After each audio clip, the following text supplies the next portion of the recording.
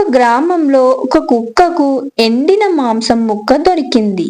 దానిని తీసుకొని నది దాటి వెళ్ళాలని అనుకుంది. అయితే ఆ కుక్క ఆ ముక్కను నోటిలో పెట్టుకొని వంతెన మీద నడుస్తుంది. అప్పుడే నీళ్ళల్లోకి చూసింది. అయితే ఆ నీళ్ళల్లో ఇంకొక కుక్కను చూసింది. అది ఎవరో కాదు, తన నీడను తాను చూసుకొని ఇంకొక కుక్క ఉంది అని అనుకుంది. అదేంటి, ఆ కుక్క ముక్క చాలా పెద్దదిగా ఉంది అనుకుంది. అది కూడా తనకే కావాలని మొరిగింది. అది మొరిగిన వెంటనే నోట్లో ఉన్న ముక్క నీళ్ళల్లో పడిపోయింది. చివరికి ఏమీ లేకపోయి ఖాళీ చేతులతో వెళ్ళింది. ఇది ఆశ ఉండాలి కానీ అత్యాశ ఉండకూడదు. అత్యాశ చివరికి నాశనం తీసుకువస్తుంది. ఎప్పుడు తనకి ఉన్న దానిలో తృప్తి పడాలి.